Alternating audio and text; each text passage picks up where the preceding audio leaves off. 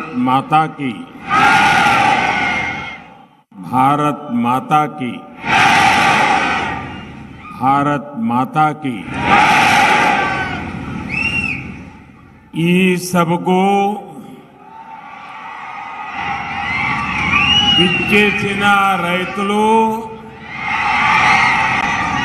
సోదర సోదరి మనులకు నమస్కారములు।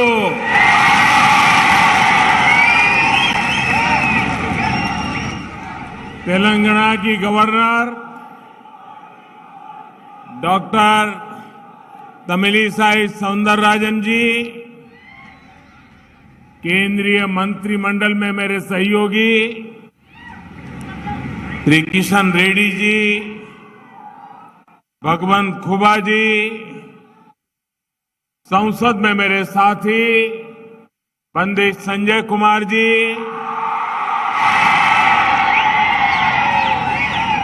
श्री वेंकटेश देथा जी, अन्य महानुभाव, भाई और बहनों,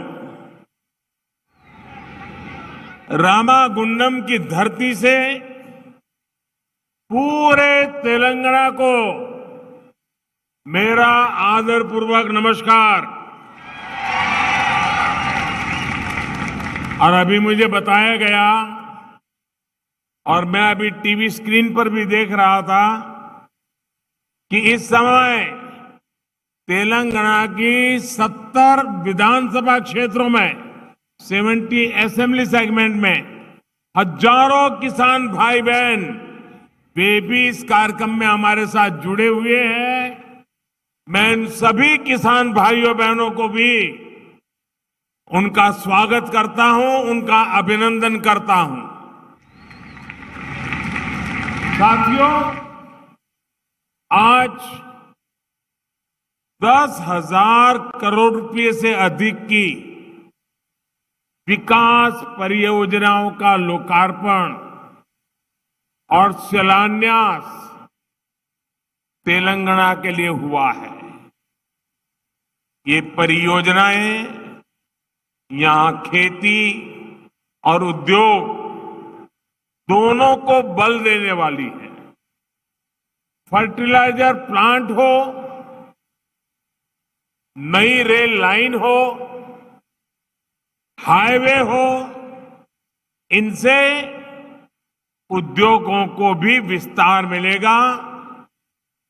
इन परियोजनाओं से तेलंगाना में रोजगार के नए अवसर बनेंगे। सामान्य जन की ईज ऑफ लिविंग बढ़ेगी। इन सभी परियोजनाओं के लिए देशवासियों को, तेलंगाना वासियों को मैं बहुत बहुत बधाई देता हूं। साथियों, पिछले 2-2.5 साल से पूरा विश्व कोरोना महामारी से लड़ रहा है। दूसरी तरफ जो संघर्ष चल रहे हैं, तनाव चल रहे हैं, मिलिट्री एक्शन हो रहे हैं, उसका परिणाम भी, उसका प्रभाव भी देश और दुनिया पर पड़ रहा है। लेकिन इन विपरीत परिस्थितियों के बीच आज हम सभी पूरी दुनिया में एक और बात प्रमुखता से सुन रहे हैं। दुनिया के तमाम एक्सपर्ट्स कह रहे हैं कि भारत बहुत जल्द दुनिया की तीसरी सबसे बड़ी इकोनॉमी बनकर के उस दिशा में तेज गति से आगे बढ़ रहा है। सभी एक्सपर्ट ये भी कह रहे हैं कि जितनी ग्रोथ 90 के बाद 30 साल में हुई, उतनी अब सिर्फ कुछ ही वर्षों में होने वाली है। आखिर इतना अभूतपूर्व विश्वास आज दुनिया को, आर्थिक जगत के विद्वानों को इतना विश्वास आज भारत पर क्यों है? इसका सबसे बड़ा कारण है भारत में पिछले 8 वर्ष में हुआ बदलाव। पिछले 8 सालों में देश ने काम करने के पुराने तौर तरीके बदल डाले। इन 8 वर्षों में गवर्नेंस को लेकर सोच में भी बदलाव आया है, अप्रोच में भी बदलाव आया है। चाहे इंफ्रास्ट्रक्चर हो, चाहे सरकारी प्रक्रियाएं हो, चाहे ईज ऑफ डूइंग बिजनेस हो, इन बदलावों को प्रेरित कर रही है भारत की एस्पिरेशनल सोसाइटी। आज विकसित होने की आकांक्षा लिए आत्मविश्वास से भरा हुआ नया भारत दुनिया के सामने है। भाइयों और बहनों, विकास हमारे लिए 24 घंटे, 7 दिन, 12 महीने और पूरे देश में चलने वाला मिशन है। हम एक प्रोजेक्ट का लोकार्पण करते हैं तो अनेक नए प्रोजेक्ट पर काम करना शुरू कर देते हैं। ये हम आज यहां भी देख रहे हैं और हमारा ये भी प्रयास होता है कि जिस प्रोजेक्ट का शिलान्यास हो उस पर तेजी से काम हो और वो तेजी से पूरा हो। रामागुंडम का ये फर्टिलाइजर कारखाना इसका एक उदाहरण है।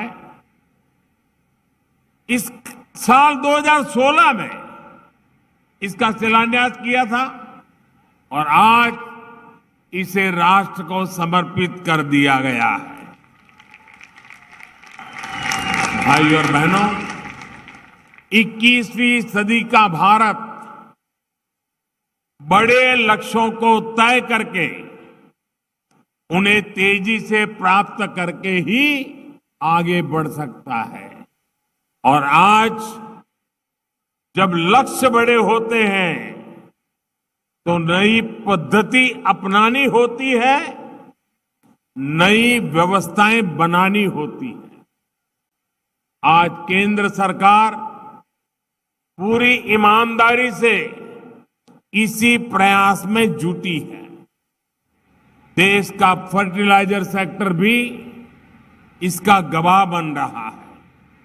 बीते दशकों में हमने देखा है कि देश फर्टिलाइजर के लिए ज्यादातर विदेशों पर इंपोर्ट करके उसी पर हम अपना गुजारा करते थे।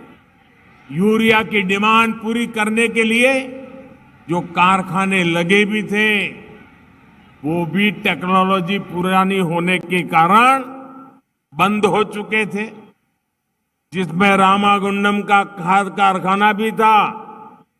इसके अलावा एक और बड़ी दिक्कत थी, इतना महंगा यूरिया विदेश से आता था लेकिन वो किसान तक पहुंचने के बजाय अवैध कारखानों में चोरी करके पहुंचाया जाता था।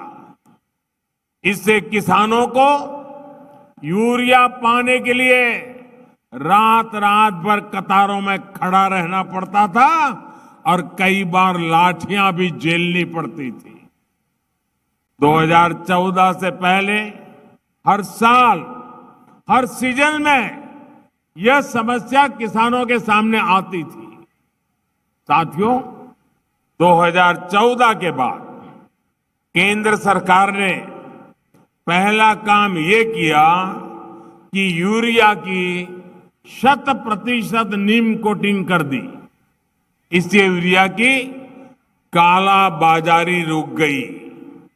केमिकल की फैक्ट्री में जो यूरिया पहुंच जाता था वो बंद हो गया।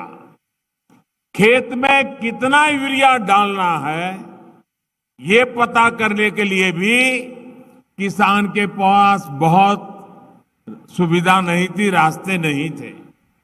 इसलिए हमने किसानों को सॉइल हेल्थ कार्ड इस देने का पूरे देश में अभियान किया।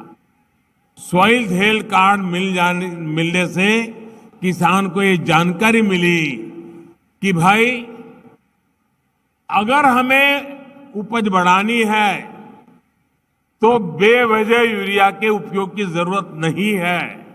उसको मिट्टी के स्वभाव का पता चलने लगा। साथियों, एक बहुत बड़ा काम हमने यूरिया में आत्मनिर्भरता को लेकर शुरू किया। इसके लिए देश के जो 5 बड़े खाद कारखाने बरसों से बंद पड़े थे, उनको फिर से शुरू करना जरूरी था। अब आज देखिए, यूपी के गोरखपुर में खाद उत्पादन शुरू हो चुका है।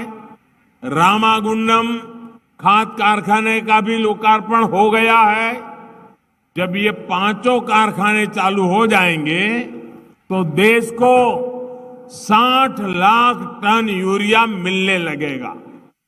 यानी हजारों करोड़ रुपए विदेश जाने से बचेंगे और किसानों को यूरिया और आसानी से मिलेगा। रामागुंडम खाद कारखाने से तेलंगाना के साथ ही आंध्र प्रदेश, कर्नाटका, छत्तीसगढ़ और महाराष्ट्र के किसानों को भी मदद मिलेगी। इस प्लांट की वजह से इसके आसपास दूसरे बिजनेस के अवसर बनेंगे।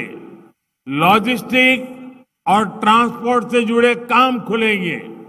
यानी 6,000 करोड़ रुपए जो केंद्र सरकार ने यहां निवेश किया है, इससे कई हजार करोड़ का लाभ तेलंगाना के नौजवानों को होने वाला है।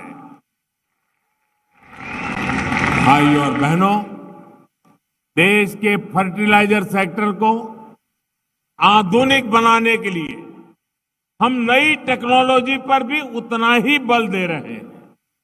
भारत ने यूरिया की नैनो टेक्नोलॉजी विकसित की है। एक बोरी यूरिया से जो लाभ होता है वो नैनो यूरिया की एक बोतल से ही मिलने वाला है। साथियों, खाद में आत्मनिर्भरता कितनी आवश्यक है ये हम आज की वैश्विक परिस्थितियों को देखते हुए और ज्यादा अनुभव कर रहे हैं। कोरोना आया, लड़ाई छिड़ी तो दुनिया में फर्टिलाइजर की कीमत बढ़ गई। लेकिन हमने इन बड़ी कीमतों का बोझ अपने किसान भाइयों बहनों पर नहीं पड़ने दिया। यूरिया का हर बैग जो केंद्र सरकार विदेश से लाती है वो लगभग एक बोरी फर्टिलाइजर बाहर से लाते हैं तो 2,000 रुपये में खरीदते हैं। भारत सरकार 2,000 रुपये देकर के लाती है, लेकिन किसानों से 2,000 रुपया नहीं लेते हैं। सारा खर्च भारत सरकार उठाती है। सिर्फ 270 रुपये में ये फर्टिलाइजर की थैली किसान को मिलती है। इसी प्रकार डीएपी का एक बैग भी सरकार को करीब करीब 4,000 रुपये में पड़ता है, लेकिन किसानों से 4,000 रुपये नहीं लेते हैं। इस एक बैग पर भी सरकार एक एक बैग पर 2,500 रुपये से भी ज्यादा सब्सिडी सरकार देती है। साथियों, बीते 8 वर्षों में किसान को सस्ती खाद देने के लिए ही केंद्र सरकार, ये आंकड़ा भी याद रखना भाइयों, बताना लोगों को, 8 वर्ष में किसान को खाद का बोझ न बढ़े, उसको सस्ती खाद मिले, इसलिए 9.5 लाख करोड़ रुपए यानी करीब करीब 10 लाख करोड़ रुपए भारत सरकार खर्च कर चुकी है। इस वर्ष ही केंद्र सरकार 2.5 लाख करोड़ रुपए से ज्यादा किसानों को सस्ती खाद देने के लिए खर्च करेगी, 2.5 लाख करोड़ रुपया।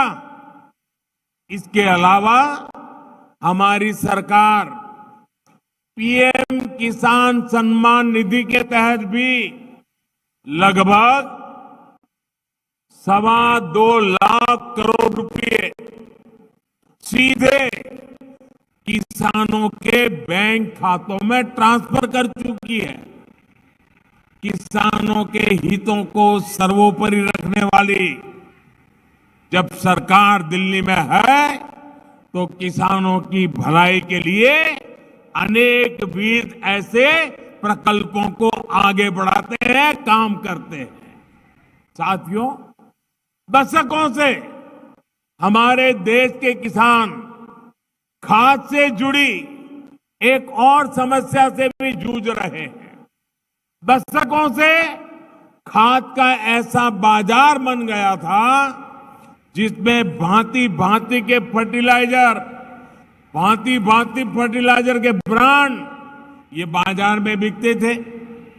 इस वजह से किसान के साथ धोखाधड़ी भी बहुत होती थी। अब केंद्र सरकार में इससे भी किसानों को राहत देने की शुरुआत की है। अब देश में यूरिया का सिर्फ और सिर्फ एक ही ब्रांड होगा, भारत यूरिया, भारत ब्रांड।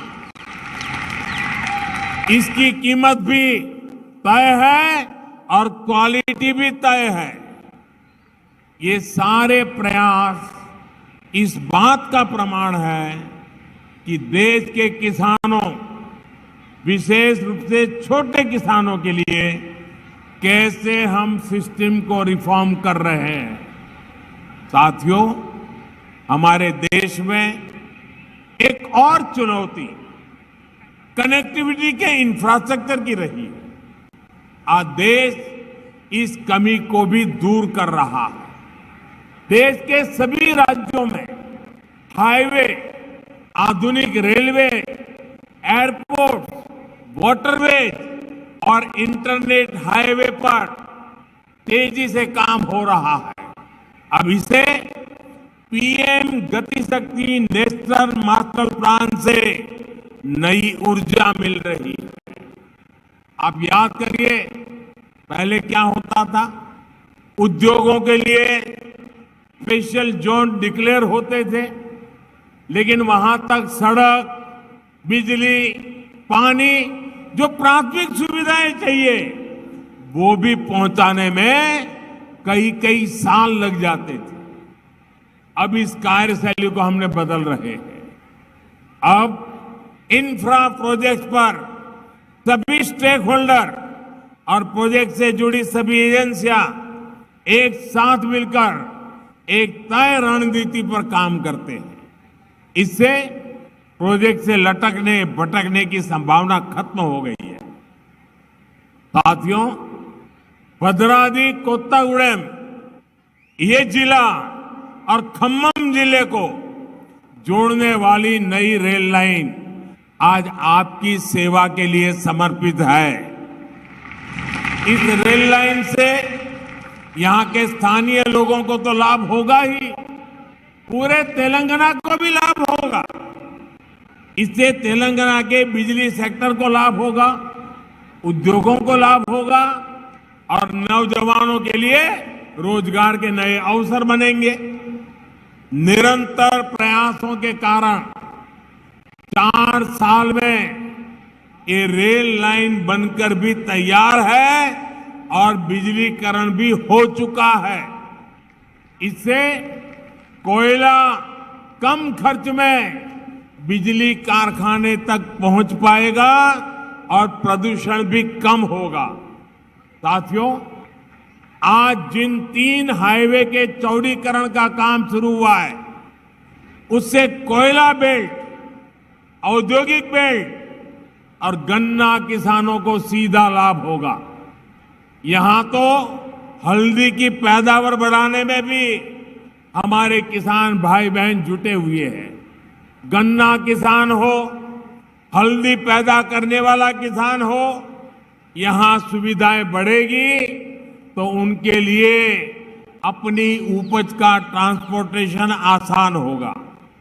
इसी प्रकार कोयले की खदानों और बिजली कारखानों के बीच भी सड़क चौड़ी होने से सुविधा होगी, समय कम लगेगा। Hyderabad Warangal industrial corridor, Kakatiya mega textile park की चौड़ी सड़कों से कनेक्टिविटी इनका भी सामर्थ्य बढ़ाएगी। साथियों, जब देश विकास करता है, विकास के कार्यों में गति आती है, तो कई बार राजनीतिक स्वार्थ के लिए कुछ विकृत मानस वाले लोग, कुछ ताकतें अपना अफवाह तंत्र, रूमर्स, अफवाह तंत्र चलाने लगती है, लोगों को भड़काने लगती है। तेलंगाना में ऐसी ही अफवाहें आजकल सिंगारेणी कोयलरीज कंपनी लिमिटेड SCCL और विभिन्न कोल माइंस को लेकर उड़ाई जा रही है। और मैंने सुना है हैदराबाद से उसको हवा दी जा रही है, उसमें नए नए रंग भरे जा रहे हैं। मैं आज जब आपके बीच आया हूं तो मैं कुछ जानकारी आपको देना चाहता हूं, कुछ फैक्ट्स आपके सामने रखना चाहता हूं, कुछ तथ्य आपको बताना चाहता हूं।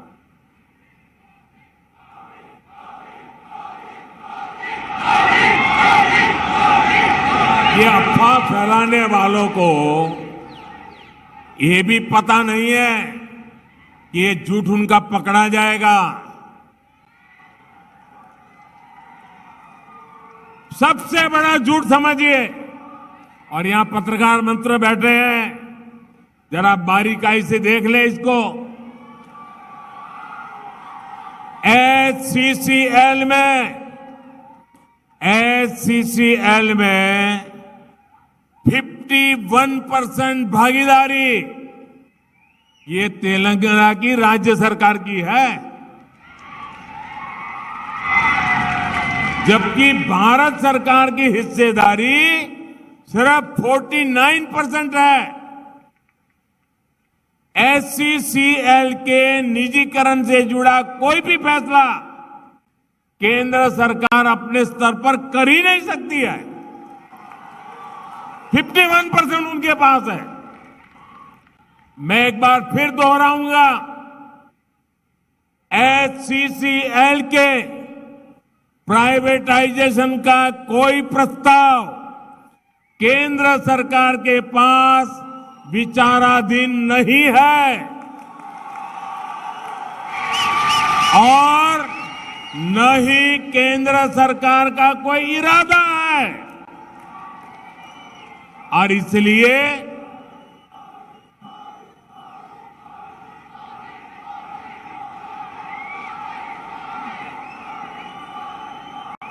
और इसलिए मैं अपने भाई बहनों से आग्रह करता हूं कि किसी अफवाह पर जरा भी ध्यान न दे। ये झूठ के व्यापारियों को हैदराबाद में रहने दें। साथियों, हम सभी ने देश में कोल माइंस को लेकर हजारों करोड़ रुपए के घोटाले होते देखे हैं। इन घोटालों में देश के साथ ही श्रमिकों, गरीबों और उन क्षेत्रों का नुकसान हुआ जहां ये माइंस थी। आज देश में कोयले की बढ़ती हुई जरूरत को देखते हुए कोल माइंस की पूरी पारदर्शिता के साथ नीलामी की जा रही है। जिस क्षेत्र से खनिज निकल रहा है उसका लाभ वहां रहने वाले लोगों को देने के लिए हमारी सरकार ने डीएमएफ यानी डिस्ट्रिक्ट मिनरल फंड भी बनाया है।